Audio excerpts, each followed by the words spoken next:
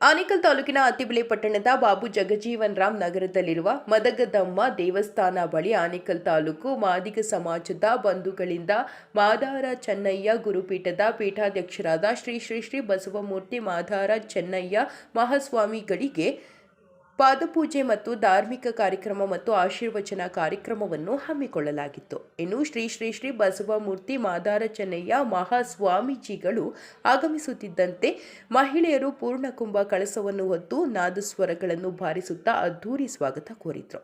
ಇನ್ನು ಮಾದಾರ ಚೆನ್ನಯ್ಯ ಶ್ರೀ ಶ್ರೀ ಶ್ರೀ ಬಸವಮೂರ್ತಿ ಮಾದಾರ ಚೆನ್ನಯ್ಯ ಅತ್ತಿಬೆಲೆ ವೃತ್ತದಿಂದ ಬಾಬು ಜಗಜೀವನ್ ರಾಮ್ ನಗರದಲ್ಲಿರುವ ಮದಗದಮ್ಮ ದೇವಸ್ಥಾನದವರೆಗೂ ಮೆರವಣಿಗೆ ನಡೆಸಿ ನಂತರ ಮದಗದಮ್ಮ ದೇವಿಗೆ ವಿಶೇಷ ಪೂಜೆ ಸಲ್ಲಿಸಿ ನಂತರ ಮಾದಿಗ ಸಮಾಜದ ಮಾತೆಯರಿಂದ ಸ್ವಾಮೀಜಿಗಳಿಗೆ ಪಾದಪೂಜೆ ನಡೆಸಲಾಯಿತು. ಇನ್ನು ಕಾರ್ಯಕ್ರಮದಲ್ಲಿ ಕೇಂದ್ರ ಮಾಜಿ ಸಚಿವ ಎ ನಾರಾಯಣಸ್ವಾಮಿ, ಮಾದಿಗ ಸಮಾಜ ಹಿರಿಯ ಮುಖಂಡರಾದ ಎ ಉದಯ್ ಕುಮಾರ್, ಅತ್ತಿಬೆಲೆ ಪುರಸಭೆ ಸದಸ್ಯರಾದ ನಾರಾಯಣಸ್ವಾಮಿ, ಮುನಿರಾಜು, ಮುಖಂಡರಾದ Patapa Srinivas, Narayanaswamy, Satyendra Kumar, Rajarathnam, SV Harish, SS Manjunath, Naveen, Shivappa, doctor Sulochana, Muniraju, AM Rajappa, Eshanna, auto Ramakrishna, Parvathamma, Mani ಹಾಗೂ ಮತ್ತಿತರರು ಹಾಜರಿದ್ದರು.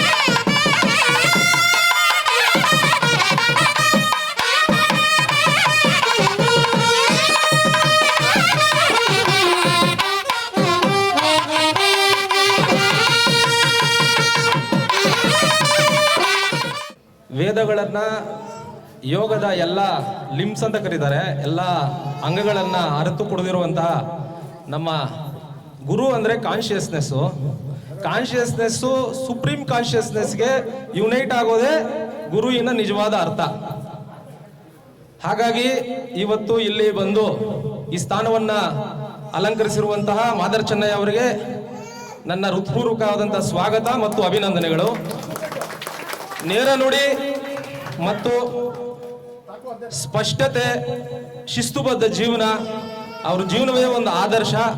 ಅದನ್ನೆಲ್ಲ ನಾವು ನಮ್ಮ ಜನಾಂಗ ಯಾವತ್ತೂ ಸೆಲೆಬ್ರೇಟ್ ಮಾಡುವ ಮುಖಾಂತರ ನಮ್ಮ ನಾರಾಯಣ ಸ್ವಾಮಿ ಅವರ ವ್ಯಕ್ತಿತ್ವವನ್ನು ಯಾವತ್ತೂ ಆರಾಧನೆ ಮಾಡಬೇಕಂತ ನಾನು ಈ ಒಂದು ಸ್ಥಳದಲ್ಲಿ ನಿಂತು ಈ ದೇವರ ಆಶೀರ್ವಾದವನ್ನು ಪಡೆದು ಅವರಿಗೆ ಆರೋಗ್ಯ ಐಶ್ವರ್ಯ ಕೊಟ್ಟು ಕಾಪಾಡಲಿ ಅಂತ ಅಭಿನಂದನೆ ಸಲ್ಲಿಸ್ತೀನಿ. ಆಮೇಲೆ ನಾರಾಯಣ ಸ್ವಾಮಣ್ಣ ಅವ್ರ ಮುಂದೆ ನಿಂತ್ಕೊಂಡು ಸ್ವಲ್ಪ ಮಾತಾಡೋದಕ್ಕೆ ಸ್ವಲ್ಪ ಭಯ ಆಗುತ್ತೆ. ಮನುಷ್ಯ ಅಂದ್ರೆ ಟ್ರಾನ್ಸಿಟ್ ಅಂತಾರೆ, ಟೆಂಪರರಿ ಲೈಫು. ಈ ಟೆಂಪರರಿ ಲೈಫಲ್ಲಿ ನಿಜವಾದ ಅರ್ಥವನ್ನ ತಿಳ್ಕೊಳ್ಳೋದಕ್ಕೆ, ಅದನ್ನ ಅನುಭವಿಸೋದಕ್ಕೆ ಈ ಕ್ಷಣಗಳನ್ನ ಇನ್ನು ಮುಂದಕ್ಕೆ ನಾವು ನೋಡ್ತೀವೋ ಇಲ್ಲೋ ಗೊತ್ತಿಲ್ಲ, ನೋಡ್ಬೇಕಂತ ನಾನು ಈ ಮೂಲಕ ಪ್ರಾರ್ಥನೆ ಮಾಡ್ಕೊಂತೀನಿ. ನಾರಾಯಣ ಸ್ವಾಮಣ್ಣ ಅವರು ನೇರ ನುಡಿಗೆ ಒಂದು ಅರ್ಥ ಅಂತ, ಒಂದು ಸಾರಾಂಶ ಅಂತ ನಾನು ಭಾವಿಸಿದ್ದೀನಿ. ಆನೇಕಲ್ ತಾಲೂಕಿನಲ್ಲಿ ನೆಕ್ಸ್ಟ್ MLA ಆಗಿ ನಮ್ಮ ಅಣ್ಣವ್ರು ಇಲ್ಲಿ ಬರಬೇಕು. ಈ ಮೂಲಕ ನಾನು ಮಾದರ್ ಚೆನ್ನೈ ಅವರಲ್ಲಿ ರಿಕ್ವೆಸ್ಟ್ ಮಾಡ್ತೀನಿ, ಈ ತಾಲೂಕಿನಲ್ಲಿ ಎಲ್ಲ ರೀತಿಯಾದಂತಹ ಸಮಗ್ರವಾದಂತಹ ಅಭಿವೃದ್ಧಿಯನ್ನು ಮಾಡಿ ಸುಮಾರು 20 ವರ್ಷಗಳ ಕಾಲ ತನ್ನ ಕೀರ್ತಿಯನ್ನ ಮೆರೆದಿರ್ತಕ್ಕಂಥ ನಮ್ಮ ನಾರಾಯಣ ಸ್ವಾಮಿ ಅವರು, ಅವ್ರಿಗೇನೋ ಈ ಸ್ಥಾನ ಎಲ್ಲ ಅಲಂಕರಿಸಿದ್ರು, ತುಂಬಾ ದೊಡ್ಡ ಸ್ಥಾನಗಳೆಲ್ಲ ಅಲಂಕರಿಸಿದ್ದಾರೆ.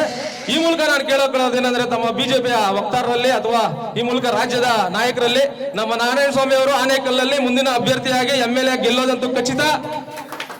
ನಿಮ್ಮೆಲ್ಲರಿಗೂ ಉಚಿತವಾದಂತಹ ಸೇವೆ ನಾರಾಯಣ ಸ್ವಾಮಿ ಅವರು ಕೊಡ್ತಾರಂತ ನಾನು ಭಾವಿಸ್ತಾ ರಾಜ್ಯದಲ್ಲಿ ಒಂದು ತಾರ್ಕಿಕ ಅಂತ್ಯ ಕಾಣೋದಕ್ಕೆ ಕಾರಣಕರ್ತರಾದಂಥವರು ಇಬ್ಬರು ಇಲ್ಲಿದ್ದಾರೆ. ಹಂಗಾಗಿ ಕರ್ನಾಟಕದ ಇಡೀ ಸಮಸ್ತ ಮಾದಿಗ ಸಮುದಾಯ ಅದು ಇರೋವರೆಗೂ ಎಷ್ಟು ವರ್ಷ ಕಾಲ ಈ ಭೂಮಿಯ ಮೇಲೆ ಕರ್ನಾಟಕದಲ್ಲಿ ಮಾದಿಗರು ಇರ್ತಾರೋ ಅಷ್ಟು ವರ್ಷ ಕೂಡ ನಾವು ಅವ್ರನ್ನ ತಿಳ್ಕೋಬೇಕು. ಯಾಕಂದರೆ 1975ರಲ್ಲಿ ಬಂದಂಥ ಆವನೂರು ಆಯೋಗದ ವರದಿಯಲ್ಲೇ 57%ಗಿಂತ ಹೆಚ್ಚು ಮಾದಿಗರಿದ್ದಾರೆ ಅಂತೇಳಿ ವರದಿ ಬಂದಿತ್ತು. ಆ ನಂತರ ಬಂದಂತಹ ಎಲ್ಲ ವರದಿಗಳು, ಸದಾಶಿವ ಆಯೋಗದ ವರದಿ ಆಗ್ಬೋದು, ಕಾಂತರಾಜ್ ಆಯೋಗದ ವರದಿ ಹೋಗ್ಬೋದು, ಅದು ಅಧಿಕೃತವಾಗಿ ಬಿಡುಗಡೆ ಆಗಲಿಲ್ಲ ಅಂದರೂ ಅನಧಿಕೃತವಾಗಿ ಬಂದಂಥ ಅಂಕಿಅಂಶಗಳ ಪ್ರಕಾರ, ಆ ನಂತರ ಬಂದಂಥ ನಾಗಮೋಹನ್ ದಾಸ್ ವರದಿ ಆಗ್ಬೋದು, ಎಲ್ಲ ವರದಿಗಳು ಕೂಡ ಮಾದಿಗರು ಜಾಸ್ತಿ ಇದ್ದಾರೆ ಅಂದರೂ ಕೂಡ ಅವರಿಗೆ ಸಾಮಾಜಿಕ ನ್ಯಾಯ ಸಿಗಲಿಲ್ಲ. ಒಟ್ಟು ಅವಕಾಶಗಳಲ್ಲಿ ಭಾಳ ಕಡಿಮೆ ಅವಕಾಶಗಳು ಜನಸಂಖ್ಯೆಗೆ ಅನುಗುಣವಾಗಿ ಸಿಗಲಿಲ್ಲ ಅವರಿಗೆ.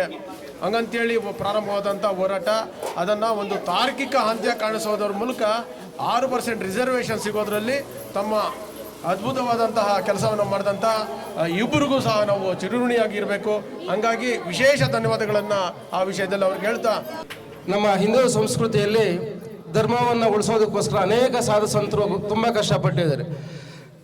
ನಡೆದಾಡೋದಕ್ಕೆ ದಾರಿಗಳಿಲ್ದಿರುವಂಥ ಸಂದರ್ಭಗಳಲ್ಲೂ ಸಹ ಬೆಟ್ಟಗುಡ್ಡಗಳನ್ನು ಹತ್ತಿ ಊರೂರು ಸುತ್ತಿ ನಮ್ಮ ಧರ್ಮವನ್ನು ಕಾಪಾಡೋದಕ್ಕೋಸ್ಕರ ಜನರನ್ನು ಪ್ರಚೋದನೆಯನ್ನು ನೀಡಿ ಒಂದು ಸನ್ಮಾರ್ಗಕ್ಕೆ ಕರ್ಕೊಂಡೋಗ್ತಕ್ಕಂಥ ಅನೇಕ ಸಾಧು ಸಂತರಿದ್ದಾರೆ.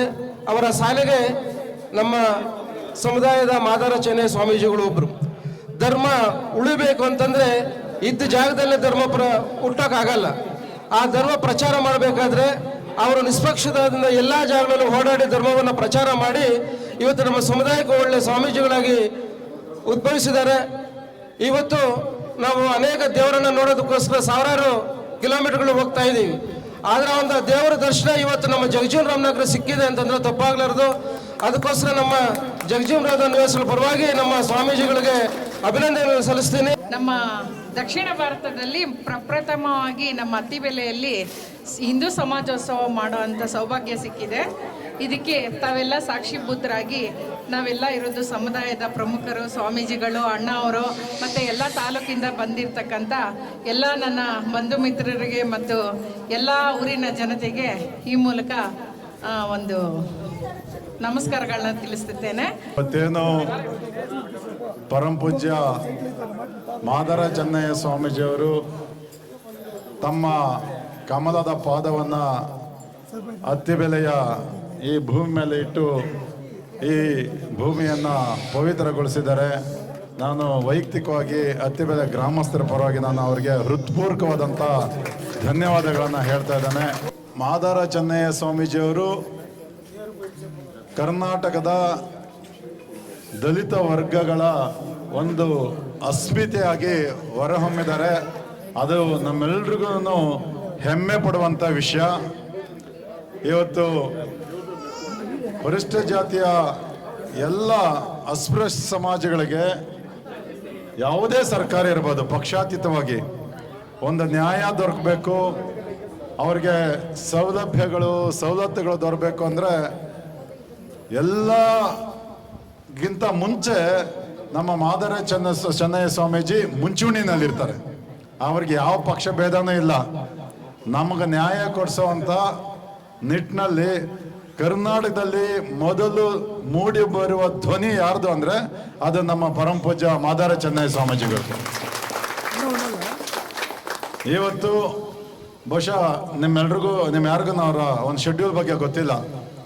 ಎಷ್ಟು ಬ್ಯುಸಿಯಾಗಿರ್ತಾರೆ ಅಂದರೆ ಮಠದಲ್ಲಿ ಕಡಿಮೆ, ಕೇರಿನಲ್ಲಿ ಜಾಸ್ತಿ ಇರ್ತಾರೆ. ಅವರು ಮಠದಲ್ಲಿ ಕಡಿಮೆ ಸಮಯ ಕಳೀತಾರೆ, ಊರುಗಳಲ್ಲಿ ವಿಶೇಷವಾಗಿ ನಮ್ಮ ಅಸ್ಪೃಶ್ಯತ ಸಮಾಜದ ಕೇರಿಗಳಲ್ಲಿ ಅತಿ ಹೆಚ್ಚು ಸಮಯವನ್ನು ಕಳೆದು ಇವತ್ತು ಸಮಾಜದಲ್ಲಿ ಒಂದು ಸಾಮರಸ್ಯ ತೆಗೆದುಕೊಂಡು ಬರುವಂಥ ನಿಟ್ಟಿನಲ್ಲಿ ಬಹು ದೊಡ್ಡ ಕೆಲಸವನ್ನ ಮಾಡ್ತಾ ಇರೋರು ನಮ್ಮ ಮಾದಾರ ಚೆನ್ನಯ್ಯ ಸ್ವಾಮೀಜಿಗಳು.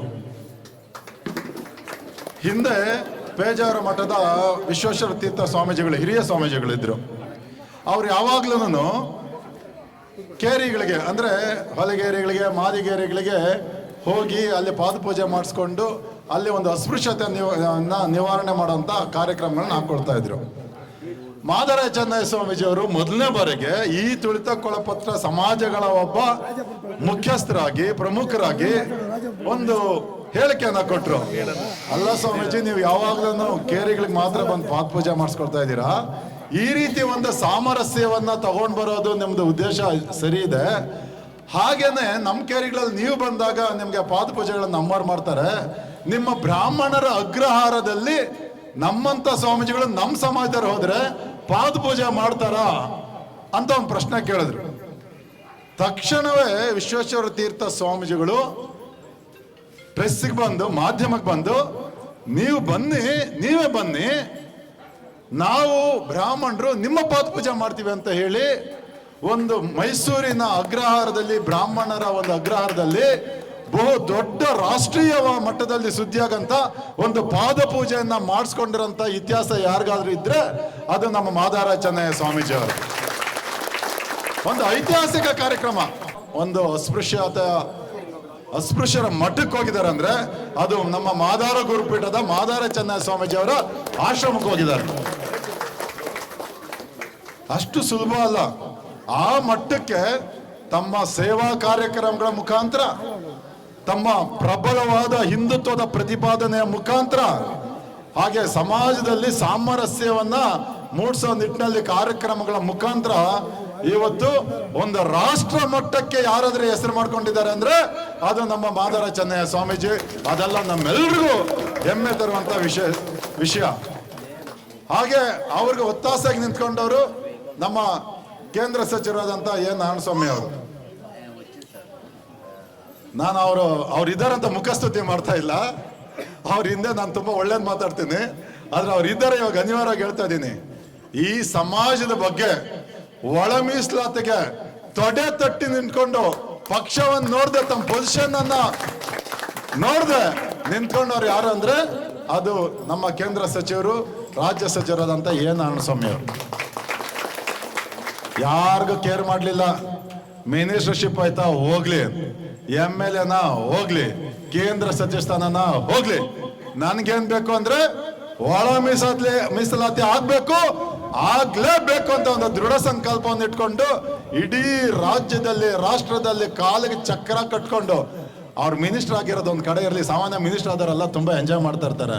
ನಾನು ಯಾವಾಗಲೂ ನಮ್ಮ ವಿಜಯಮ್ಮನ್ಗೆ ಹೇಳ್ತಾ ಇದ್ದೀನಿ, ನಮ್ಮ ಅಕ್ಕನಿಗೆ, ಏಮಕ್ಕ ಇಂಟ್ಲ ಎಂಚಾಪುಂಟಾರಂದ್ರೆ ಅವ್ರ ಮನೇಲಿ ಇದ್ರೆ ಅವ್ರು ಏನಾದ್ರು ನನ್ಗೆ ಹೇಳೋದಕ್ಕೆ.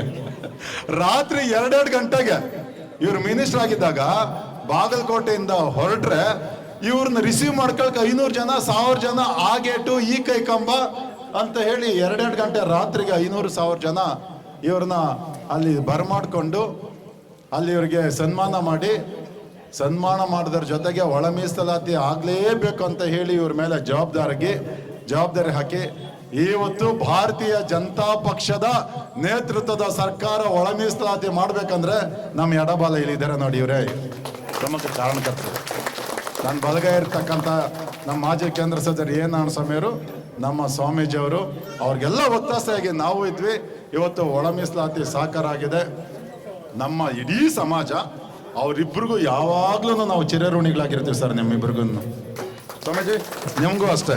ಇಡೀ ನಮ್ಮ ಅಸ್ಪೃಶ್ಯ ಸಮಾಜಗಳು ನಿಮ್ಮಿಬ್ಬರಿಗೂ ನಾವು ಸದಾ ಚಿರಋಣಿಯಾಗಿರ್ತೀವಿ. ಹಾಗೆ ಇವತ್ತು ರಾಷ್ಟ್ರೀಯ ಸ್ವಯಂ ಸೇವಕ ಸಂಘಕ್ಕೆ ಹಾಗೆ ಭಾರತೀಯ ಜನತಾ ಪಕ್ಷಕ್ಕೂ ಸಹಿತ ನಾವು ಒಳ ಮೀಸಲಾತಿ ಮಾಡಿದ್ದಕ್ಕೆ ನಾವು ಚಿರಋಣಿಗಳಾಗಿರ್ತೀವಿ, ಸದಾ ನಿಮ್ಮ ಬೆಂಬಲಕ್ಕಿರ್ತೀವಿ ಅಂತ ಹೇಳ್ತಾ, ಶಿವಶರಣ ಬಸವಮೂರ್ತಿ ಮಾದರ ಚೆನ್ನಯ್ಯ ಮಠ ಚಿತ್ರದುರ್ಗದಲ್ಲಿ ಇದೆ.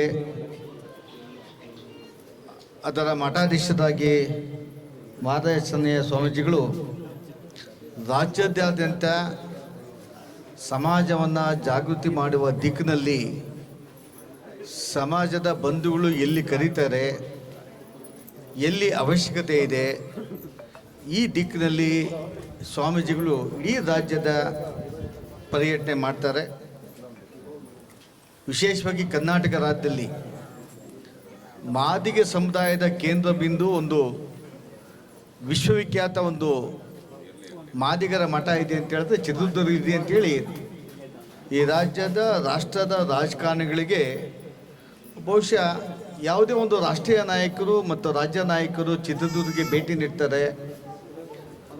ಮಾದರ ಚೆನ್ನಯ್ಯ ಪೀಠದ ಆ ಪೀಠಕ್ಕೆ ಆಗಮಿಸಿ ಮಾದರ ಚೆನ್ನಯ್ಯನವರ ಆಶೀರ್ವಾದವನ್ನು ಪಡೆದು ಮುಂದಿನ ಕಾರ್ಯಗಳನ್ನು ಪ್ರಾರಂಭ ಮಾಡ್ತಾರೆ.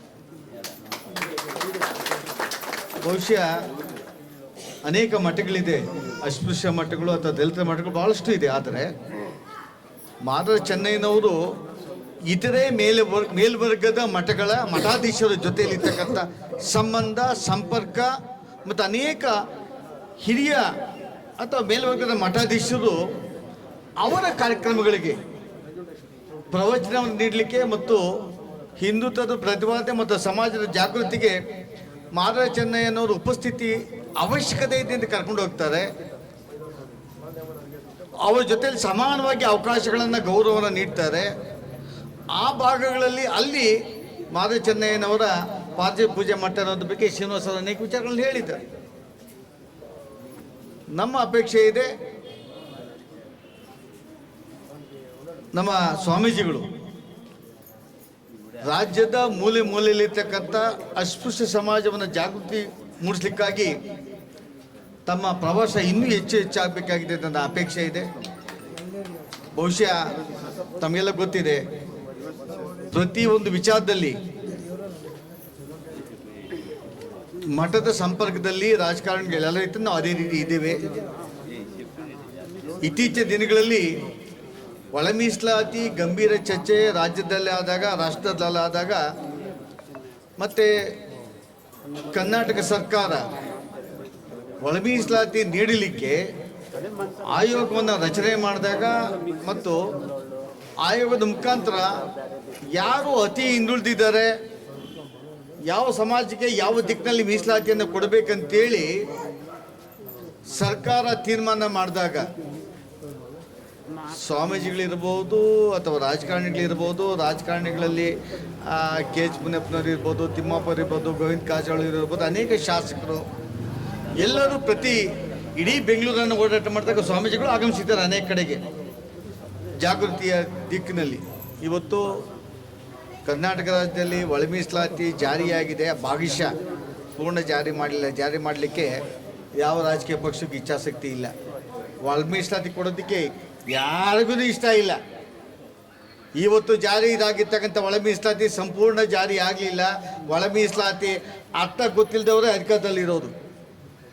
ಒಳ ಮೀಸಲಾತಿ ಜಡ್ಜ್ಮೆಂಟ್ ಏನಂದ್ರೆ ಗೊತ್ತೇ ಇಲ್ಲ, ಅದು ಓದೋಕ್ಕೂ ಬರೋದಿಲ್ಲ, ಅಂಥವ್ರು ಅಧಿಕಾರದಲ್ಲಿದ್ದಾರೆ. ಯಾಕೆ ನಗ್ತೀಯ? ನಾನು ಎಡಪಂಥೀಯ ಚರ್ಚೆ, ಬಲಪಂಥೀಯ ಅಲ್ಲ.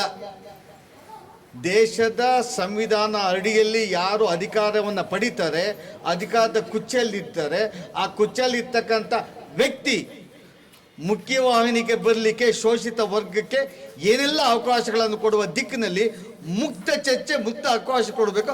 ಅವನೇ ನಿಜವಾದ ಸಮಾಜವಾದಿ. ಆ ಸಮಾಜವಾದ ಯಾವನಿಗಿಲ್ಲ ಅವನು ಮುಖ್ಯಮಂತ್ರಿನೂ ಅಲ್ಲ, ಮಂತ್ರಿನೂ ಅಲ್ಲ, ಸರ್ಕಾರವೂ ಅಲ್ಲ. ಆ ಮನಸ್ಥಿತಿ 75 ವರ್ಷಗಳಿಂದ ಈ ದೇಶದಲ್ಲಿ ಎಲ್ಲೂ ನೋಡಲೇ ಇಲ್ಲ ನಾವು. ಇವತ್ತು ಒಳ ಮೀಸಲಾತಿ ಭಾಗಶಃ ಜಾರಿಯಾಗಿರೋದು. ಅದನ್ನು ಅರ್ಥ ಮಾಡ್ಕೊಳ್ಳೋಕ್ಕೆ ನಮ್ಮ ಮಂತ್ರಿಗಳ ಕೈಲಿ ಆಗಲಿಲ್ಲ, ನಮ್ಮ ವಿದ್ಯಾವಂತರ ಕೈಲಿ ಆಗಲಿಲ್ಲ, ಗ್ರ್ಯಾಜುಯೇಟ್ಗಳ ಕೈಲಿ ಆಗಲಿಲ್ಲ, ಸಂಘಟನೆ ಕೈಲಿ ಆಗಲಿಲ್ಲ. ಅವ್ರಿಗೆ ಏನೋ ಅವ್ರು ಎತ್ಕೊಂಡು ಕೊಟ್ಟಿದ್ದನ್ನು ಭಿಕ್ಷೆ ಅಂತ ಎತ್ಕೊಂಡು ತಲೆ ಮೇಲೆ ಎತ್ಕೊಂಡು ಕುಣಿತಾ ಇದ್ದಾರೆ. ಭಿಕ್ಷೆನೇ ಒಳ ಮೀಸಲಾತಿಯ ಭಾಗಶಃ ಭಿಕ್ಷೆಯನ್ನು ಈ ರಾಜ್ಯದ ಶೋಷಿತ ವರ್ಗಕ್ಕೆ ಕೊಟ್ಟಿದ್ದಾರೆ. ಭವಿಷ್ಯದ ದಿನಗಳಲ್ಲಿ ಭಾಳಷ್ಟು ಹೋರಾಟಗಳು ಮಾಡಬೇಕಾಗಿದೆ. ಆದರೆ ಯಾವನೋ ಮೀಸಲಾತಿಯಿಂದ ಸಮಾಜವನ್ನು ಪರಿವರ್ತನೆ ಮಾಡ್ಬೋದು, ಸಮಾಜದಲ್ಲಿ ಜಾಗೃತಿ ಮಾಡ್ಬೋದು, ಯಾವನೋ ಬಂದು ನಮ್ಮನ್ನು ಕಾಪಾಡ್ತಾನೆ, ನಮ್ಮ ಕುಟುಂಬ ಮುಖ್ಯವಾಹಿನಿಗೆ ಬರ್ತದೆ, ಅದು ಕನಸು. ಆ ಕನಸನ್ನು ಇಟ್ಕೊಳಕ್ಕೆ ಹೋಗಬೇಡಿ. ನೀವು ನಿಮ್ಮ ವ್ಯಕ್ತಿತ್ವವನ್ನು, ನಿಮ್ಮ ಕುಟುಂಬವನ್ನು, ನಿಮ್ಮ ಮಕ್ಕಳನ್ನು ಶಿಕ್ಷಣ ಕೊಡದ ಹೋದರೆ, ನೀವು ಸ್ವಾಭಿಮಾನಿಗಳಾಗದ ಹೋದರೆ, ನೀವು ವಿದ್ಯಾವಂತರಾಗ ಆಗ್ತಾ ಹೋಗಿದ್ರೆ, ನೀವು ತಾಂತ್ರಿಕ ಶಿಕ್ಷಣ ಪಡೆದ ಹೋಗಿದ್ರೆ, ನಿಮಗೆ ಛಲ ಇಲ್ಲದೆ ಹೋದರೆ ಯಾವ ಸರ್ಕಾರ ನಿಮ್ಮ ಮನೆ ಬಗಲ್ಗಂದು ಏನೋ ಬಾಗಿಲು ಬಂದು ಏನು ಮಾಡೋದಿಲ್ಲ. ನಾನು ಬದುಕಬೇಕು, ನಾನು ಸಮಾಜದಲ್ಲಿ ಮುಖ್ಯವಾಹಿನಿ ಬರಬೇಕು, ನಾನು ಅಧಿಕಾರವನ್ನು ಪಡಿಬೇಕು, ನಾನು ಸಮಾಜದ ಮುಖ್ಯ ವಾಹಿನಿ ಬರಲಿಕ್ಕೆ ಯಾವ್ಯಾವ ಈ ರಾಜ್ಯದ ಸಂಪತ್ತನ್ನು ಉಪಯೋಗಿಸ್ಕೊಬೋದು ಅನ್ನೋ ದಿಕ್ಕಿನಲ್ಲಿ ತಾವು ಸಂಕಲ್ಪ ಮಾಡಲಿಲ್ಲ, ತಮ್ಮ ಮಕ್ಕಳ ಸಂಕಲ್ಪ ಮಾಡಲಿಲ್ಲ, ಯಾವುದನ್ನು ಫಲಿಸೋದಿಲ್ಲ. ಈ ದಿಕ್ಕಿನಲ್ಲಿ ಇನ್ನೂ ಭವಿಷ್ಯದ ದಿನಗಳಲ್ಲಿ ಅನೇಕ ಹೋರಾಟಗಳನ್ನ ಮಾಡೋದಿದ್ದೀವಿ. ಆ ಮಾಡೋದಲ್ಲ, ಈ ಸರ್ಕಾರ ಮಾಡೋದು ಸರ್ಕಾರಕ್ಕೆ ಪಾಠ ಕಲಿಸೋ ಶಕ್ತಿ ನಮಗಿದೆ. ಆ ದಿಕ್ಕಿನಲ್ಲಿ ಸ್ವಾಮೀಜಿಗಳು ಪ್ರತಿ ಹೆಜ್ಜೆಯಲ್ಲಿ ನನ್ನ ಜೊತೆಯಲ್ಲಿ ಇದ್ದಾರೆ. ಭವಿಷ್ಯದ ದಿನಗಳಲ್ಲಿ ಈ ಸಮಾಜವನ್ನು ಶೋಷಿತ ವರ್ಗವನ್ನು ಜಾಗೃತಿ ಮಾಡಲಿಕ್ಕೆ ಸ್ವಾಮೀಜಿಗಳು ಪರ್ಯಟನೆ ಮಾಡ್ತಾರೆ. ಇವತ್ತು ವಿಶೇಷವಾದಂಥ ಸಂದರ್ಭ. ಹಿಂದೂ ಸಮಾಜೋತ್ಸವದಲ್ಲಿ ಹಿಂದುತ್ವದಲ್ಲಿ ಹಿಂದೂಗಳಲ್ಲಿ ಇರ್ತಕ್ಕಂಥ ಅನೇಕ ವರ್ಗಗಳು ಯಾಕೆ ಮುಖ್ಯವಾಹಿನಿಗೆ ಬರಲಿಕ್ಕಾಗಲಿಲ್ಲ? ಹಿಂದುತ್ವ ಸಮಾಜದಲ್ಲಿ ವಿಶೇಷವಾದಂಥ ಸವಲತ್ತುಗಳನ್ನು ಮತ್ತು ಸಮಾಜವನ್ನು ಅಸ್ಪೃಶ್ಯತೆಯಿಂದ ನಾವು ಮುಕ್ತಿ ಆಗಲಿಕ್ಕೆ ಯಾರ್ಯಾರು ಕಾಯಕ ಎಲ್ಲಿ ಹೋಗಿ ಇರಬೇಕಾಗಿತ್ತು ಆ ದಿಕ್ಕಿನಲ್ಲಿ ಇವತ್ತು ಅವರು ಪ್ರವಚನದಲ್ಲಿ ಮಾತಾಡ್ತಾರೆ ಅಂದ್ಕೊಂಡಿದ್ದೀನಿ. ಆ ಕಾರ್ಯಕ್ರಮದಲ್ಲಿ ತಾವೆಲ್ಲ ಭಾಗವಹಿಸಬೇಕು. ತಾವೆಲ್ಲ ಭಾಗವಹಿಸ್ತಾ ಇಟ್ಕೊಂಡಾಗ ಮಾತ್ರ ನಿಮಗೆ ಅರ್ಥ ಆಗ್ತದೆ ಸಮಾಜ ಎಲ್ಲಿ ಹೋಗ್ತಾ ಇದೆ, ಯಾವುದಕ್ಕಾಗಿ ಸರ್ಕಾರಗಳಿದೆ, ಯಾವುದಕ್ಕಾಗಿ ಸಂಘಟನೆಗಳಿದೆ, ಯಾವುದಕ್ಕಾಗಿ ಯೋಜನೆಗಳಿದೆ, ಯಾವ ಬದುಕಿಗಾಗಿ ನಾವು ಬದುಕನ್ನು ಹಸು ಮಾಡಲಿಕ್ಕೆ ಯಾವ ರೀತಿ ನಮ್ಮ ಬದುಕನ್ನು ನಮಗೆ ದಿಕ್ಸೂಚಿ ಇರಬೇಕು ಅನ್ನೋ ದಿಕ್ಕಿನಲ್ಲಿ ಮುಕ್ತವಾಗಿ ಚರ್ಚೆಗಳನ್ನು ಮಾಡಿದಾಗ ಅವಕಾಶ ಸಿಗ್ತದೆ. ಅದಕ್ಕಾಗಿ ಈ ಒಂದು ಸಮಯದಲ್ಲಿ ಸ್ವಾಮೀಜಿಗಳಿಗೆ ವಿಶೇಷವಾದ ಅವಕಾಶ ಕೊಟ್ಟು ನಮಗೆ ಸ್ವಾಗತವನ್ನು ನೀಡಿರ್ತಕ್ಕಂಥ ಎಲ್ಲ ಸಮಾಜದ ಬಂಧುಗಳೇ, ಇತರೆ ಬಂಧುಗಳು ಇಲ್ಲಿ ಬಂದಿದ್ದಾರೆ, ಅವಾಗೆಲ್ಲ ವಿಶೇಷವಾಗಿ ಅಭಿನಂದನೆ ಸಲ್ಲಿಸಿ. ದೇಶದಲ್ಲಿ 2500 ವರ್ಷಗಳಿಂದ ಗೌತಮ ಬುದ್ಧ ಇದ್ದ, ಅವನ ಇತಿಹಾಸವನ್ನು ಹೇಳ್ತೀವಿ. 900 ವರ್ಷಗಳಿಂದ ಬಸವಣ್ಣವರಿದ್ದರು ಅಂತ ಹೇಳ್ತೀವಿ. 18ನೇ ಶತಮಾನದಲ್ಲಿ ಕನಕದಾಸರಿದ್ದರು ಅಂತ ಹೇಳ್ತೀವಿ. 12ನೇ ಶತಮಾನದಲ್ಲಿ ಅಕ್ಕಮಹಾದೇವಿ ಇದ್ದರು ಅಂತ ಹೇಳ್ತೀವಿ. 21ನೇ ಶತಮಾನದಲ್ಲಿ ಅಂಬೇಡ್ಕರ್ ಅವರು ಬಂದರು ಅಂತ ಹೇಳ್ತೀವಿ. ಇಷ್ಟು ಕೋಟಿ ಜನರಲ್ಲಿ ಅವ್ರ ಹೆಸರಿನೆಲ್ಲ ಮಾತ್ರ ಯಾಕೆ ಹೇಳ್ತೀವಿ? ನಮ್ಮ ಹೆಸರಿನೆಲ್ಲ ಯಾಕೆ ಉಳಿಯೋದಿಲ್ಲ? ನಮಗೆ ಹೆಚ್ಚಂದ್ರೆ ಎಷ್ಟು ಜನದ ಹೆಸರು ಗೊತ್ತು? ನಮ್ಮ ತಂದೆ ಹೆಸರು ಗೊತ್ತು, ತಂದೆಯ ತಂದೆ ನಮ್ಮ ತಾತನ ಹೆಸರು ಗೊತ್ತು. ತಾತನ ತಂದೆ ಹೆಸರು ಯಾರಿಗೇನ ಗೊತ್ತಾಯ್ತಾ? ಗೊತ್ತಿಲ್ಲ. ಅಂದರೆ ನಮ್ಮ ಮನೆಯಲ್ಲಿ ಹುಟ್ಟಿರೋ 3ನೇ ತಲೆಮಾರಿನ ಹಿಂದಿನ ಹೆಸರೇ ಗೊತ್ತಿಲ್ಲ ನಮಗೆ. ಯಾರ್ದೋ ಇಬ್ಬರು ನೆನ್ಪಿಟ್ಕೋಬೋದು. ಒಬ್ರು MLA ಆಗಿದ್ರು ಅಂತ ಒಬ್ಬರು ನೆನ್ಪಿಟ್ಕೊಳ್ತಾರೆ, ಇಲ್ಲ ನಮ್ಮ ಮುತ್ತಾತ ಏನೋ DC ಆಗಿದ್ರು ಅಂತ ಒಬ್ಬರು ನೆನ್ಪಿಟ್ಕೊಳ್ತಾರೆ. ಹೌದು ತಾನೆ? ಅವ್ರು ನೆನ್ಪಿಟ್ಕೊಂಡು ಅವ್ರ ತಂದೆ ಹೆಸರಂತೂ ಗೊತ್ತಿರಲ್ಲ. ಯಾಕೆ ಗೊತ್ತಿರಲ್ಲ ಅಂದರೆ ಅವರು ಈ ಸಮಾಜಕ್ಕೆ ಏನನ್ನು ಕೂಡ ಕೊಟ್ಟು ಹೋಗಿರೋದಿಲ್ಲ. ಏನೂ ಕೊಟ್ಟು ಹೋಗಿರಲ್ಲ ಅಂದರೆ ಏನೋ ಅಲ್ಮೇರಾದಲ್ಲಿರೋಂಥ ತೆಗೆದು ಕಾಸು, ಕನಕ ಅಂದ್ರೆ ಬಂಗಾರ, ಅದನ್ನೆಲ್ಲ ಕೊಟ್ಟೋಗಿರ್ತಾರಂತಲ್ಲ. ಸಮಾಜಕ್ಕೆ ಒಳ್ಳೆಯದನ್ನು ಬಿಟ್ಟು ಹೋಗಿರೋದಿಲ್ಲ, ಒಳ್ಳೆಯ ತತ್ವವನ್ನು ಬಿಟ್ಟು ಹೋಗಿರೋದಿಲ್ಲ. ಅಂದರೆ ನಾವು ಈ ಸಂದರ್ಭದಲ್ಲಿ ಯೋಚನೆ ಮಾಡಬೇಕು. ಈ ಸಮಾಜಕ್ಕೆ ಯಾರು ಒಳ್ಳೆಯದನ್ನು ಬಿಟ್ಟು ಹೋಗಿರೋದಿಲ್ಲ. ಅವರ ಹೆಸರುಗಳು ನೆನಪಿರಬೇಕಾದ್ರೆ ನಾವು ಈ ಸಮಾಜಕ್ಕೆ ಪ್ರಜ್ಞಾವಂತರಾಗಿರುವಂಥ ನಾವುಗಳು ಈ ಸಮಾಜಕ್ಕೆ ಏನಾದರೂ ಒಂದು ಕಿರು ಕಾಣಿಕೆಯನ್ನು ಬಿಟ್ಟು ಹೋಗ್ಬೇಕು. ಕನಿಷ್ಠ ಕಿರು ಕಾಣಿಕೆಯನ್ನು ಬಿಟ್ಟು ಹೋಗಲಿಲ್ಲ ಅಂತ ತಿಳ್ಕೊಳ್ರಿ. ಯಾರೋ ಒಬ್ಬರು ಕಾಣಿಕೆಯನ್ನು ಈ ಸಮಾಜಕ್ಕೆ ಬಿಟ್ಟು ಹೋಗಿರ್ತಾರಂದರೆ ಅವರನ್ನು ನೆನಪನ್ನು ಮಾಡಿಕೊಳ್ಳುವಂಥ ಸಂದರ್ಭಕ್ಕಾದರೂ ನಾವು ಹೋಗಬೇಕು. ಆಗ ನಾವು ಕೃತಜ್ಞರಾಗ್ತೀವಿ. ನಮ್ಮೆಲ್ಲರಿಗೂ ಸ್ವಾತಂತ್ರ್ಯ ಕೊಟ್ಟು ಹೋಗಿರುವಂಥ ಈ ದೇಶದ ಅದೆಷ್ಟೋ ನಾಯಕರು ನಮಗೆ ನೆನಪಿಲ್ಲ.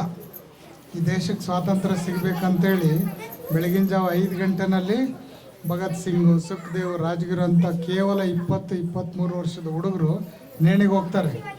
ಅವ್ರ ತಾಯಿ ನೋಡ್ತಿರ್ಬೇಕಾದ್ರೆ ಕಣ್ಣೀರು ಹಾಕಿದಾಗ ಆ ತಾಯಿನ ಸಮಾಧಾನ ಮಾಡ್ಕೊಂಡೇ ಹೋಗ್ತಾರೆ ಅವರು. ಆಗ ಆ ತಾಯಿಗೆ ಸಂತೋಷದ ಕಣ್ಣೀರು ಬರುತ್ತಂದೆ, ನನ್ನ ಮಗ ಈ ದೇಶಕ್ಕೋಸ್ಕರ ತ್ಯಾಗ ಮಾಡ್ತದನಂತೇಳಿ. ಇವತ್ತು ನಾವು ಯಾರನ್ನಾದ್ರೂ ಮಕ್ಕಳು ಆ ರೀತಿ ಕೊಡ್ತೀವ? ದೇಶಕ್ಕೆ ಸ್ವಾತಂತ್ರ್ಯ ಬರಲಿದ್ರೆ ಚಿಂತಿಲ್ಲ, ಮನೆಯಲ್ಲಿ ಚಟ್ನಿ ಮುದ್ದೆ ಊಟ ಮಾಡ್ಕೊಂಡು ಇಲ್ಲೇ ಇರಪ್ಪ ಅಂತ ಹೇಳ್ತೀವಿ. ಅಂದರೆ ಅಂಥ ತಾಯಂದರು ಇವತ್ತು ಬೇಕು, ಅಂಥ ಮಕ್ಕಳೂ ಕೂಡ ಇವತ್ತು ಬೇಕು. ಇಂಥ ಸಂದರ್ಭದಲ್ಲಿ ಕನಿಷ್ಠ ನಾವು ಅಂಥ ಮಕ್ಕಳನ್ನ ಕೊಡೋಕ್ಕಾಗಲ್ಲ. ನಾವಂಥ ತ್ಯಾಗದ ಮಗ ತಾಯಿಗೂ ಕೂಡ ಆಗೋಕ್ಕಾಗೋದಿಲ್ಲ.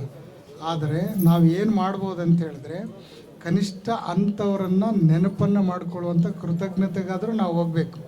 ಇಲ್ಲ ಅಂತ ಹೇಳಿದ್ರೆ ನಾವು ಮಾನವೀಯ ಗುಣಗಳನ್ನು ಹೊಂದಿದ್ವಿ, ಮನುಷ್ಯರು ಅಂತೇಳಿ ಹೇಳ್ಕೊಡೋದಕ್ಕೂ ಕೂಡ ನಾವು ಅರ್ಹರಾಗೋದಿಲ್ಲ. ಇಂಥ ಸಂದರ್ಭದಲ್ಲಿ ನಾವು ಪ್ರಪಂಚ ಬದಲಾಗ್ತಾ ಇದೆ, ದೇಶ ಬದಲಾಗ್ತಾ ಇದೆ, ಬೆಂಗಳೂರು ಬದಲಾಗಿದೆ, ಹತ್ತಿ ಬೆಲೆನೂ ಬದಲಾಗಬೇಕು ಅನ್ನುವಂಥ ನಿಟ್ಟಿನಲ್ಲಿ ನಾವು ಚಿಂತನೆ ಮಾಡಬೇಕು. ಇಡೀ ಬೆಂಗಳೂರು IT-BT ಎಲ್ಲ ಆಗಿದೆ ಅಂತ ಹೇಳಿದ್ರೆ ಈ ಸಮಾಜ ಮಾತ್ರ ಯಾಕೆ ನಾವು ಚಿಕ್ಕ ಮನೆಗಳಲ್ಲಿ ಗುಡಿಸಲಲ್ಲಿ ಸ್ಲಮ್ ಥರ ನಿವಾಸಿಗಳಾಗಿ ಯಾಕೆ ಬದುಕಬೇಕು ಅನ್ನುವಂಥ ನಿಟ್ಟಿನಲ್ಲಿ ನಾವು ಚಿಂತನೆ ಮಾಡಬೇಕು. ಯಾಕಂತ ಹೇಳಿದ್ರೆ ಇವತ್ತಿನ ಜೀವನದ ಪದ್ಧತಿಯಲ್ಲಿ ಎಲ್ಲರಿಗೂ ಮುಕ್ತವಾಗಿರುವಂಥ ಅವಕಾಶ ಇದೆ.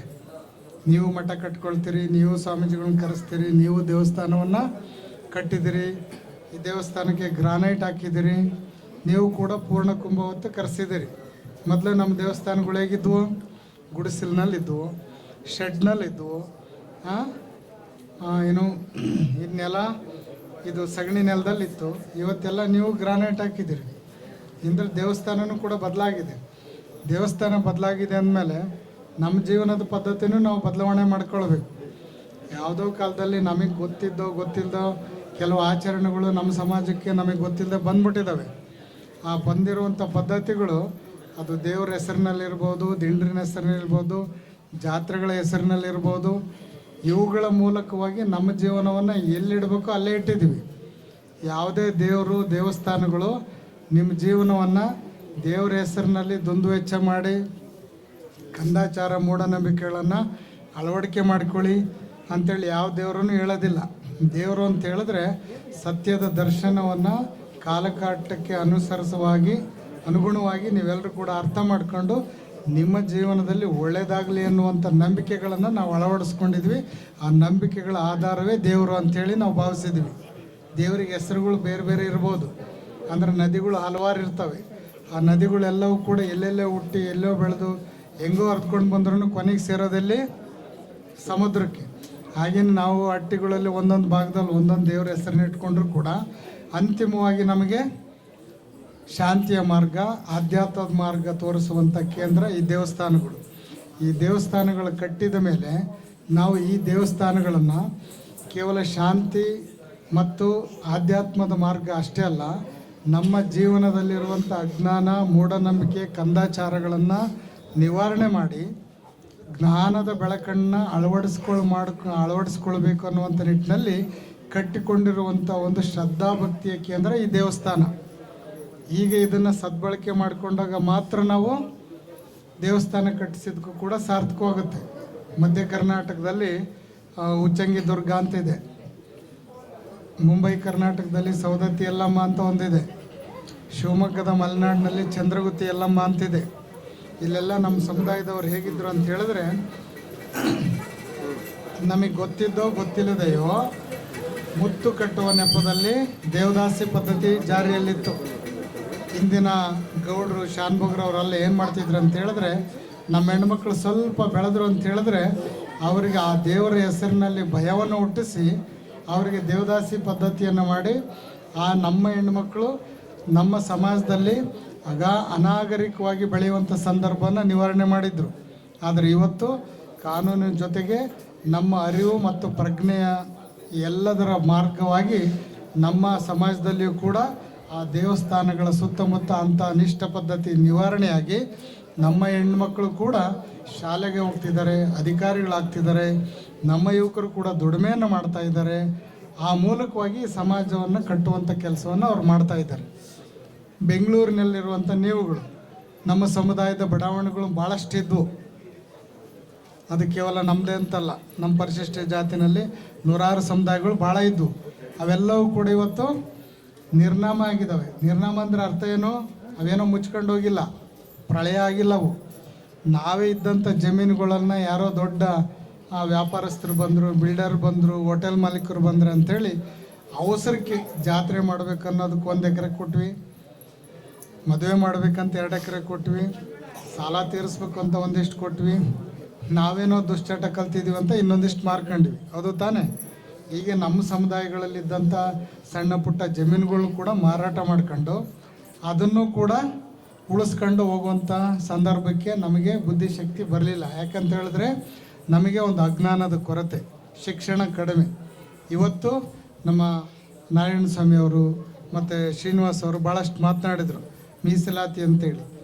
ಆ ಮೀಸಲಾತಿ ಅನ್ನೋದಕ್ಕೆ ಇಡೀ ಜೀವನ ಪರ್ಯಂತ ಕಳೆದ 30 ವರ್ಷಗಳಿಂದ ನಮ್ಮ ಸಮುದಾಯದ ಅನೇಕರು ನಾಯಕರು ತ್ಯಾಗ ಮಾಡಿದರು, ಜೀವದಾನ ಮಾಡಿದರು, ಹೋರಾಟ ಮಾಡಿದರು, ಬದುಕನ್ನು ಕಳ್ಕೊಂಡ್ರು.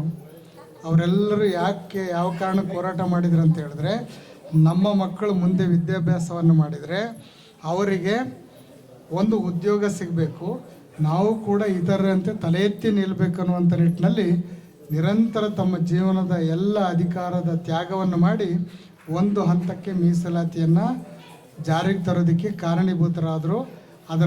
ಅದರ ಒಂದು ಫಲವನ್ನು ಅನುಭವಿಸ್ಬೇಕಾದ್ರೆ ಆ ಒಂದು ಗುರಿ ನಮ್ಮ ಜೊತೆಗಿರಬೇಕು. ಮೀಸಲಾತಿಯನ್ನು ಬಂತು, ಅದು ಬರಲಿಲ್ಲ ಅಂದರೆ ನಾಳೆ ಬರುತ್ತೆ. ಆದರೆ ಅದನ್ನು ಅನುಭವಿಸೋದು ಹೇಗೆ? ಮನೆಯಲ್ಲಿ ಅಡುಗೆಯನ್ನು ಯಾರೋ ಅಮ್ಮಂದರು ಮಾಡಿಬಿಟ್ರು, ಅದನ್ನು ಅಚ್ಚುಕಟ್ಟಾಗಿ ಶಿಸ್ತುಬದ್ಧವಾಗಿ ನಾವೆಲ್ಲರೂ ಕುಳಿತು ಹಂಚ್ಕೊಂಡು ಊಟ ಮಾಡಲಿಲ್ಲ ಅಂತ ಹೇಳಿದ್ರೆ ಅಡುಗೆ ಮಾಡಿದ್ದು ವ್ಯರ್ಥ ಆಗುತ್ತೆ. ಆ ಮೀಸಲಾತಿ ಅನ್ನುವಂಥ ಆಹಾರವನ್ನು ನಾವು ಅಚ್ಚುಕಟ್ಟಾಗಿ ಶಿಸ್ತುಬದ್ಧವಾಗಿ ಊಟ ಮಾಡಬೇಕಾದ್ರೆ ನಾವು ನಮ್ಮ ಮಕ್ಕಳಿಗೆ ಒಂದು ಶಿಸ್ತನ್ನು ಮತ್ತು ಕ್ರಮಬದ್ಧ ಶಿಕ್ಷಣವನ್ನು ಕೊಡಬೇಕು. ಮೊನ್ನೆ ಈಗಾಗಲೇ ಅದಕ್ಕೆ ಗವರ್ನರು ಏನೋ ವಾಪಸ್ ಕಳಿಸಿದ್ರು ಅಂತೇಳಿ ಹೇಳ್ತಾರೆ. ಜಾರಿಗೊಂಡ ಇಲ್ಲಿಯವರೆಗೂ 10 ಜನ ಮೆಡಿಕಲ್ನಲ್ಲಿ MD ಸೀಟ್ ತೆಗೆದುಕೊಂಡಿದ್ದಾರೆ. ನೀವೇನಿಲ್ಲ, ನಿಮ್ಮ ಮಕ್ಕಳಿಗೆ ಓದಿಸಿ ಅರ್ಜಿ ಹಾಕಿದ್ರೆ ಸಾಕು, ನಿಮ್ಗೊಂದು ಸೀಟ್ ಸಿಗುತ್ತೆ. ನೀವೇನೋ ಹೆಂಗಂಗೆ ಕಷ್ಟಪಟ್ಟಿದ್ರಿ. ನಿಮ್ಮ ತಂದೆಯವರು ಇಂಥ ದೇವಸ್ಥಾನದ ಗ್ರಾನೈಟ್ ನೋಡ್ದಂಗೆ ಸತ್ತೋಗ್ಬಿಟ್ಟಿದ್ದಾರೆ. ಅವ್ರ ತಂದೆಯವರು ದೇವಸ್ಥಾನ ಗುಡಿಸ್ಲಲ್ಲಿತ್ತು ಅನ್ನೋಂಥ ಗೊತ್ತಿಲ್ಲ, ಹಂಗೆ ಸತ್ತೋಗ್ಬಿಟ್ಟಿದ್ದಾರೆ. ನೀವು ಇವತ್ತು ಇಷ್ಟು ಸಮಾನತೆಯಿಂದ ಕುಳಿತಿದ್ದೀರ ಅಂತ ಹೇಳಿದ್ರೆ ನಿಮ್ಮ ಮಕ್ಕಳು ಇನ್ನೂ ಕೂಡ ಬದಲಾಗಬೇಕು, ನಿಮ್ಮ ಮಕ್ಕಳು ಇನ್ನೂ ಕೂಡ ತುಂಬ ಚೆನ್ನಾಗಿ ಬೆಳೀಬೇಕು ಅವರು.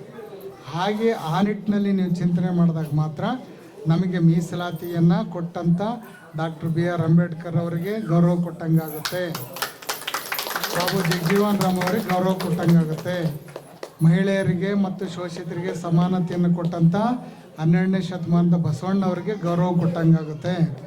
ನಾವಿದನ್ನು ಸದ್ಬಳಕೆ ಮಾಡ್ಕೊಳ್ಳದೆ ಹೋದರೆ ಇವ್ರು ಯಾರು ಕೂಡ ಹುಟ್ಟಿ ನಮಗೇನು ಮಾಡಬೇಕಂತ ಹೊರಟರು ಅದು ಸತ್ಪ್ರಯೋಜನ ಆಗೋದಿಲ್ಲ. ಆ ನಿಟ್ಟಿನಲ್ಲಿ ನೀವು ಚಿಂತನೆ ಮಾಡಿ. ನಮ್ಮ ಮಕ್ಕಳು ತಲೆ ಎತ್ತಿ ನಿಲ್ಲಬೇಕು. ನಮಗೆಲ್ಲ ಒಂದು ಭಾವನೆ ಇದೆ, ನಮಗೆ ಜಾತಿ ವ್ಯವಸ್ಥೆ ಭಾಳ ಕಾಡ್ತಾ ಇದೆ ಅಂತೇಳಿ. ಜಾತಿ ವ್ಯವಸ್ಥೆ ಎಲ್ಲಿವರೆಗೂ ಕಾಡುತ್ತೆ ಅಂತ ಹೇಳಿದ್ರೆ, ನಮಗೆ ಎಲ್ಲಿವರೆಗೂ ಆರ್ಥಿಕ ಸ್ಥಿತಿ ಸಾಮಾಜಿಕ ವ್ಯವಸ್ಥೆಯಲ್ಲಿ ನಾವು ಗಟ್ಟಿಗೊಳ್ಳೋದಿಲ್ಲ ಅಲ್ಲಿವರೆಗೂ ಜಾತಿ ಪದ್ಧತಿ ನಮಗಿದ್ದೇ ಇರುತ್ತೆ. ಯಾವಾಗ ನಮಗೆ ಆರ್ಥಿಕ ಪರಿಸ್ಥಿತಿ ಸಮತೋಲನ ಆಗುತ್ತೆ, ಅದು ಉದ್ಯಮಿಗಳಾಗಿ, ಡಾಕ್ಟ್ರಾಗಿ, ಒಟ್ಟು ದುಡಿಮೆ ಮಾಡಿ, ಮನೆಯಲ್ಲೊಬ್ಬ ನೌಕರಸ್ಥನಾಗಲಿ, ಆಗ ನಿಮ್ಮ ಆರ್ಥಿಕ ಪರಿಸ್ಥಿತಿ ಸರಿ ಹೋಗುತ್ತೆ. ಇತರೆಯವರು ಕೂಡ ನಿಮ್ಮನ್ನು ಸಮಾನವಾಗಿ ಕೂರಿಸ್ಕೊಳ್ತಾರೆ. ಯಾಕಂತ ಹೇಳಿದ್ರೆ ಈ ಗ್ರಾಮಕ್ಕೆ ಒಬ್ಬ ಅಧಿಕಾರಿಯಾಗಿ ಬಂದರೆ ಕುರ್ಚಿಯಾಗಿ ಕೂರಿಸ್ತಾರೆ. ಅದೇ ಒಂದು ದನ ಕದ್ಕೊಂಡು ಬಂದರೆ, ಕೂಲಿ ಮಾಡ್ಕೊಂಡು ಬಂದರೆ ಯಾರು ಕುರ್ಚಿಯಾಗಿ ಕೂರಿಸೋದಿಲ್ಲ. ಈ ಪರಿಸ್ಥಿತಿಯನ್ನು ನಾವು ಅರ್ಥ ಮಾಡ್ಕೊಳ್ಬೇಕು. ಆ ದೃಷ್ಟಿಯಿಂದ ನಮ್ಮ ಮಾತೆಯರಿಗೆ ನಾನು ಕೇಳುವಂಥದ್ದು, ನಮ್ಮೆಲ್ಲರಿಗೂ ಕೂಡ ನಮ್ಮ ಕುಟುಂಬಗಳಿಗೆ ಬದಲಾಗಬೇಕಾದ್ರೆ ಯಾರು ನೀವೆಲ್ಲ ಮಾತು ಕೇಳ್ತಿರ್ತೀರಿ. ಆ ಮನೆ ಅಷ್ಟು ಶಿಸ್ತುಬದ್ಧವಾಗಿ ನಡಿಬೇಕಾದ್ರೆ ಆಯಮ್ಮ ಯಜಮಾನಿ ಭಾಳ ಕರೆಕ್ಟಾಗಿದೆ, ಆಯಮ್ಮ ಭಾಳ ಗಟ್ಟಿ ಇದೆ, ಮಕ್ಕಳು ಇಷ್ಟು ಗಂಟೆಗೆ ಬರಬೇಕಂತ ಬಿಗಿ ಮಾಡುತ್ತೆ, ಆಹಾರ ಇಷ್ಟೇ ಉಣ್ಬೇಕಂತ ಮಾಡುತ್ತೆ. ಯಾಕಂದರೆ ಗಂಡಸು ತಂದು ಕೊಟ್ಬಿಡ್ತಾನೆ, ದಿನಕ್ಕೆ 1000 ರೂಪಾಯಿ ತಂದು ಕೊಡ್ಬೋದು. ಅದನ್ನು ಉಳಿಸಿ ಬಳಸಿ ಅದನ್ನು ಮನೇಲಿ ತೆಗೆದಿಟ್ಟು ಆಹಾರಕ್ಕಿಷ್ಟು, ಆರೋಗ್ಯಕ್ಕಿಷ್ಟು, ವಿದ್ಯಾಭ್ಯಾಸಕ್ಕಿಷ್ಟು, ಬಟ್ಟೆಗಿಷ್ಟು, ಹಬ್ಬಕ್ಕಿಷ್ಟು ಅಂತೇಳಿ ಉಳಿಸೋದಲ್ಲ ಯಾರು? ಹೆಣ್ಮಕ್ಳು. ಅವನು ಎಷ್ಟೇ ತಂದು ಕೊಟ್ರೂ ನಿಮಗೆ ಅದನ್ನು ಖರ್ಚು ಮಾಡೋಂಥ ಪರಿಸ್ಥಿತಿ ಬರಲಿಲ್ಲ ಅಂತ ಹೇಳಿದ್ರೆ ಅವ್ನು 1,00,000 ತಂದು ಕೊಟ್ರೂ ಅದು ಇರೋದಿಲ್ಲ. ಹಾಗಾಗಿ ಅಂಥ ಜವಾಬ್ದಾರಿ ನಿಮ್ಮ ಮೇಲಿದೆ. ನಿಮ್ಮ ಮಗ ಎಲ್ಲಿ ಹೋಗ್ತಾನೆ, ಎಲ್ಲಿ ಬರ್ತಾನೆ, ಮಗಳು ಎಲ್ಲಿ ಹೋಗ್ತಾರೆ, ಎಲ್ಲಿ ಬರ್ತಾರೆ, ಈ ಎಲ್ಲದನ್ನು ನೋಡಿಕೊಂಡು ನಮ್ಮ ಮಕ್ಕಳನ್ನು ಸತ್ಪ್ರಜೆಗಳನ್ನಾಗಿ ಮಾಡುವಂಥ ಶಕ್ತಿ ಯಾರಿಗಂತ ಹೇಳಿದ್ರೆ ಮೊದಲನೇ ಶಿಕ್ಷಕಿ, ಮೊದಲನೆಯ ಗುರುಗಳು, ತಾಯಿ ಅನ್ನುವಂಥದ್ದನ್ನು ನೀವು ಹೇಗೆ ಕೇಳಿದಿರಿ, ಇಡೀ ಕುಟುಂಬವನ್ನು ಬದಲಾವಣೆಯನ್ನು ಮಾಡುವಂಥ ಶಕ್ತಿ ಅದು ನಿಮಗಿದೆ ಅನ್ನುವಂಥದ್ದು. ನೀವು ಈ ಸಮಾಜದಲ್ಲಿ ಜಾಗೃತರಾದರೆ ಈ ಸಮಾಜ ಬದಲಾಗುತ್ತೆ ಅನ್ನುವಂಥ ಮಾತನ್ನು ಈ ಸಂದರ್ಭದಲ್ಲಿ ವ್ಯಕ್ತಪಡಿಸಿ, ಇದು ಕೂಡ ಉತ್ತರ ಕರ್ನಾಟಕ, ಮುಂಬೈ ಕರ್ನಾಟಕ, ಮಧ್ಯ ಕರ್ನಾಟಕದಲ್ಲಿ ಗಲ್ಲೆ ಬಾನಿ ಅಂತಿದೆ. ಆ ಬಾನಿಯಲ್ಲಿ ನೀರು ಭಾಳ ಶ್ರೇಷ್ಠ ಅಂಥೇಳಿ ಒಂದು ಪದ್ಧತಿ ಇದೆ. ಈಗ ನಾಗರಿಕತೆ ಬೆಳೆದಂಗೆ ಒಂದಿಷ್ಟು ಈ ಭಾಗದಲ್ಲಿ ಕಡಿಮೆ ಆಗಿದ್ದಾವೆ. ಆ ದೇವತೆ ನಮ್ಮ ಕುಲ ದೇವತೆ. ಆ ದೇವತೆಯ ಒಂದು ದೇವಸ್ಥಾನವನ್ನು ನಮ್ಮ ಶ್ರೀಮಠದಲ್ಲಿ ಕಟ್ಟಬೇಕಂತೇಳಿ ನಿರ್ಧಾರ ಮಾಡಿ ಈ ತಿಂಗಳ 20ನೇ ತಾರೀಕು ನಾವು ಅದಕ್ಕೆ ಶಂಕುಸ್ಥಾಪನೆ ಮಾಡ್ತಿದ್ವಿ. ಅದಕ್ಕೆ ನಮ್ಮ ನಾರಾಯಣಸ್ವಾಮಿ ಸಾಹೇಬರು ಬರ್ತಿದ್ದಾರೆ. ಅದಕ್ಕೆ ನೀವೆಲ್ಲರೂ ಕೂಡ ಬನ್ನಿ, ಬರ್ರಿ. ಯಾಕಂತ ಹೇಳಿದ್ರೆ ಅದರ ಭೂಮಿ ಪೂಜೆಗೆ ಕೇಂದ್ರದ ಸಚಿವರು ಬರ್ತಿದ್ದಾರೆ. ಮತ್ತು ಮೈಸೂರಿನ ಇವತ್ತಿನ ಮಹಾರಾಜರು ಯಾರು, ಯದುವೀರವರು, ಅವರು ಕೂಡ ಬರ್ತಿದ್ದಾರೆ. ಒಂದು ಕಾಲದಲ್ಲಿ ದೂರದಲ್ಲಿ ನಿಂತು ನೀವು ಅರಮನೆ ನೋಡ್ತಿದ್ರಿ. ಇವತ್ತು ಅದೇ ಅರಮನೆಯ ಒಬ್ಬ ಇವತ್ತಿನ ರಾಜರು ನಿಮ್ಮಟ್ಟಿಗೂ ಬರ್ತಿದ್ದಾರೆ ಅಂತ ಹೇಳಿದ್ರೆ ನಿಮ್ಮ ಸಮಾಜನೂ ಕೂಡ ಬದಲಾಗ್ತಿದೆ ತಾನೆ. ಅಂದರೆ ಇಷ್ಟೇ ಬದಲಾವಣೆಗೆ ನಾವು ಒಂದು ಸಂತೋಷ ಪಡೋಂಥದ್ದಲ್ಲ. ಈ ಸಮಾಜ ತಲೆ ಎತ್ತಿ ನಿಲ್ಲಬೇಕನ್ನುವಂಥ ನಿಟ್ಟಿನಲ್ಲಿ ನೀವು ಚಿಂತನೆ ಮಾಡಬೇಕಾದ್ರೆ ನಿಮ್ಮಲ್ಲಿರುವಂಥ ಒಂದಿಷ್ಟು ಆಚರಣೆಗಳಲ್ಲಿ ಬದಲಾವಣೆ ಮಾಡಿಕೊಳ್ಬೇಕು. ನಮ್ಮ ಬದಲಾವಣೆ ಆಚರಣೆ ಹೆಂಗಿರಬೇಕು ಅಂತ ಹೇಳಿದ್ರೆ ಕಡೆಮ ನಡೆಸ್ತೀನಿ ಟೈಪ್. ಇವತ್ತು ಈ ಒಂದು ಅತ್ತಿಬೇರೆ ಗ್ರಾಮಕ್ಕೆ ಒಂದು ಹಿಂದೂ ಸಮಾಜೋತ್ಸವಕ್ಕೆ ಬಂದಿರುವಂಥ ಸಂದರ್ಭದಲ್ಲಿ ಒಂದು ಜನಜಾಗೃತಿ ಪಾದಯಾತ್ರೆಯನ್ನು ಮಾಡಿ ನಮ್ಮ ಗ್ರಾಮಗಳಿಗೆ ಮಹಿಳೆಯರಿಗೆ, ಮಕ್ಕಳಿಗೆ ಒಂದು ಜಾಗೃತಿ ಮಾತುಗಳನ್ನು ಹೇಳಬೇಕಾಗಿತ್ತು. ಅದನ್ನು ಚಿಕ್ಕದಾಗಿ ಚೊಕ್ಕದಾಗಿ ಮಾಡಿದ್ವಿ. ನಮ್ಮ ಟಿವಿಯಲ್ಲಿ ಸಾಕ್ಷರತೆ ಕೊರತೆ ಇದೆ, ಒಂದು ಜ್ಞಾನದ ಕೊರತೆ ಇದೆ, ಅದನ್ನು ತಿಳಿಸ್ಕೊಡಿಸ್ಬೇಕಂತೇಳಿ ಬಂದಿದ್ವಿ. ನಮ್ಮ ಸಮಾಜ ಕೂಡ ತುಂಬ ಬದಲಾವಣೆ ಆಗ್ತಿದೆ. ಇದು ನೋಡಿ ತುಂಬ ಸಂತೋಷ ಆಗಿದೆ. ಮತ್ತಷ್ಟು ಈ ಸಮಾಜ ಬದಲಾವಣೆ ಆಗಬೇಕನ್ನುವಂಥ ನಿಟ್ಟಿನಲ್ಲಿ ಅನೇಕ ಜಾಗೃತಿ ಪಾದಯಾತ್ರೆಗಳನ್ನು ಮಾಡ್ತಾ ಇದ್ವಿ. ಆ ಒಂದು ಮೊದಲನೇ ಹಂತದ ಒಂದು ಪಾದಯಾತ್ರೆ ಈ ಗ್ರೌಂಡ್ ಸರ್, ಶಿವಚರಣ ಮಾದರ ಚೆನ್ನೈ ಸ್ವಾಮಿ ಜಯಂತಿಯನ್ನು ಆಚರಣೆ ಮಾಡಬೇಕಂತ ಹಲವರು ಬೇಡಿಕೆ. ಅದನ್ನು ಈಗಾಗಲೇ ಮಾಡ್ತಾ ಇದ್ವಿ. ಸರ್ಕಾರದಿಂದಲೂ ಮಾಡಬೇಕನ್ನುವಂಥ ಒಂದು ಬೇಡಿಕೆಯನ್ನು ಇಡ್ತಾ ಇದ್ವಿ. ಸರ್ಕಾರ ಯಾವ ತೀರ್ಮಾನ ತೆಗೆದುಕೊಳ್ಳುತ್ತೆ ಅನ್ನೋಂಥದ್ದು ಗೊತ್ತಿಲ್ಲ, ಆದರೂ ಕೂಡ ನಾವು ಒತ್ತಾಯ ಮಾಡ್ತೀವಿ. ಸಮಾಜದಲ್ಲಿ ಜಾಗೃತಿ ಮತ್ತು ಅನುಮಾನ ಕೊರತೆ ಇದ್ದ ಅನ್ಯ ಧರ್ಮಗಳಿಗೆ ಮತಾಂತರ ಈಗಾಗಲೇ ಬಹುಪಾಲು ಮತಾಂತರ ಆಗುವಂಥದ್ದು ಕಡಿಮೆ ಆಗಿದೆ. ನೋಡಿ, ಇವರೆಲ್ಲ ಮತಾಂತರ ಆಗಬೇಕಿತ್ತು ಈ ಕಡೆಲ್ಲ. ಇವರೆಲ್ಲ ದೇವಸ್ಥಾನ ಕಟ್ಕೊಂಡು ಇಲ್ಲೇ ಇದ್ದಾರೆ. ನಾವು ಕೂಡ ದೇವಸ್ಥಾನಗಳು, ಧಾರ್ಮಿಕವಾಗಿ ನಂಬಿಕೆಗಳನ್ನು ಮೂಡಿಸುವಂಥ ಕೆಲಸಕ್ಕೆ ಹೋಗ್ತಾ ಇದ್ದೀವಿ. ಹಾಗಾಗಿ ಮತಾಂತರ ಅನ್ನುವಂಥದ್ದು ಬಹುಪಾಲು ಕಡಿಮೆ ಆಗಿದೆ. ಇನ್ನಷ್ಟು ಕಡಿಮೆ ಆಗುವಂಥ ಪ್ರಯತ್ನವನ್ನು ನಾವು ಮಾಡ್ತೀವಿ. ಈ ದಿನ ಅತ್ತಿಬೆಲೆ ಬಾಬು ಜಗಜೀವನರಾಮ್ ಕಾಲೋನಿಯಲ್ಲಿ ನಮ್ಮ ಕರ್ನಾಟಕ ರಾಜ್ಯದ ಶ್ರೀ ಶ್ರೀ ಶ್ರೀ ಮಾದಾರ ಚೆನ್ನಯ್ಯ ಸ್ವಾಮೀಜಿಗಳು ಅತ್ತಿಬೆಲೆಗೆ ಪಾದಾರ್ಪಣೆ ಮಾಡಿದರು. ಇಂದು ಸಮಾಜೋತ್ಸವ ಕಾರ್ಯಕ್ರಮಕ್ಕೆ ಈ ಒಂದು ನಗರದಲ್ಲಿ ನಮ್ಮ ಸಮುದಾಯದ ಕಾಲೋನಿ ಬಾಬು ಜಗಜೀವನರಾಮ್ ಕಾಲೋನಿ ಇದೆ. ಆ ಒಂದು ಗ್ರಾಮಕ್ಕೆ ಅವರನ್ನು ಸ್ವಾಗತ ಮಾಡಬೇಕು. ಈ ಮದಗದಮ್ಮ ದೇವಸ್ಥಾನಕ್ಕೆ ಬಳಿ ಕರ್ಕೊಂಡ್ಬಂದು ಮಾತೆಯರ ಸಮ್ಮುಖದಲ್ಲಿ ಪಾದಪೂಜೆ ಮಾಡಿಸ್ಬೇಕಂತ ಹೇಳ್ಬಿಟ್ಟು ನಾವೆಲ್ಲರೂ ಹಿರಿಯ ಮುಖಂಡರು, ಮಾತೆಯರು ಎಲ್ಲ ಮಾತಾಡಿಕೊಂಡು ಒಂದು ಕರ್ಕೊಂಡು ಅವರು ಉತ್ಪೂರ್ವಕ ಒಂದು ಸ್ವಾಗತವನ್ನು ಪಾದಾರ್ಪಣೆಯನ್ನು ಮಾಡಿ ಇಡೀ ಬಾಬು ಜಗಜೀವನರಾಮ್ ನಗರ ಕಾಲೋನಿಯ ಮಾದಿಗ ಸಮುದಾಯದ ಎಲ್ಲ ಹಿರಿಯರು ಮತ್ತು ತಾಯಂದಿರು, ಎಲ್ಲ ಭಕ್ತಾದಿಗಳು ಒಳ್ಳೆಯ ಒಂದು ಸ್ವಾಗತವನ್ನು ಮಾಡಿ ಬಹಳ ಅಚ್ಚುಕಟ್ಟಾಗಿ ನೆರವೇರಿಸಿಕೊಟ್ಟಿದ್ದಕ್ಕೆ ಅವರಿಗೆ ನಮ್ಮೆಲ್ಲರ ಪರವಾಗಿ ಉತ್ಪೂರ್ವಕ ಧನ್ಯವಾದಗಳನ್ನು ಅರ್ಪಿಸುತ್ತೇವೆ.